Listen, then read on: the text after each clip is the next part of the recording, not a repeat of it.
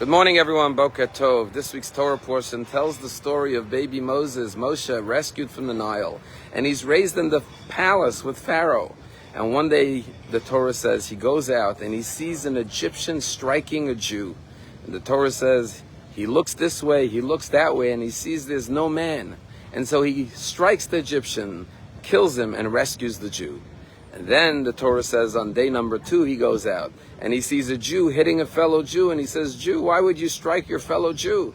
And the Jew says to him, are you going to kill me the way you killed the Egyptian yesterday?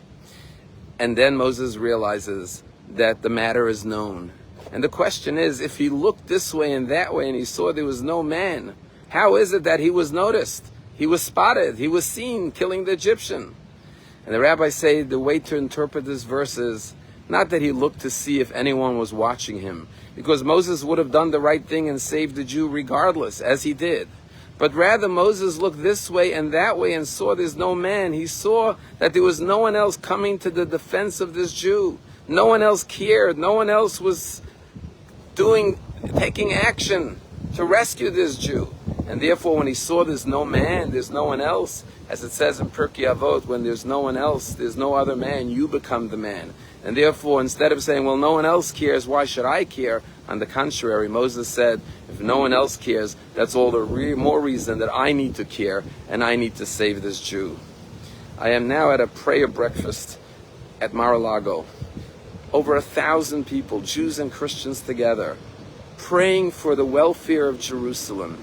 It is so heartwarming, so inspiring to see so many people who love the Jewish people, who love Israel, who love Jerusalem, who say, while the world is raging with anti-Semitism and apathy and indifference to the plight of the Jewish people, we care, we love Israel, we love the Jewish people, and we are here to support our fellow Israelis and Jerusalem. And this is inspiring, because this is what it means to be a Jew, to be a person who goes in the footsteps of Moses. When no one else is doing anything, you stand up and you become the person who acts. Tragically, there were so many losses of life in Israel this week. 5 soldiers were killed yesterday, and on Saturday, 4 beautiful soldiers as well. That's 9 soldiers within the span of 3 days. Beautiful young soldiers with a whole life ahead of them sacrificed their life for the Jewish people.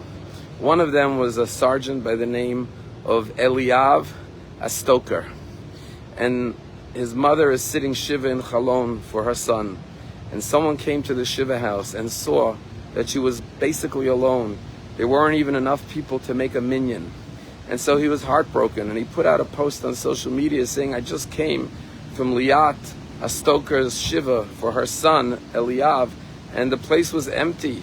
There's no minyans taking place. If anyone can come, please come. And within a few hours, there were hundreds and hundreds of people flooding the tent, waiting online to comfort her, with minyans and people bringing food and drink, because that's what it means to be a Jew. We never leave a fellow Jew alone. And when no one else is taking action, we all rise to the occasion. Let us continue in the spirit of Moshe Rabbeinu. Thank God there's good news that the first 33 hostages may come home, God willing, very soon.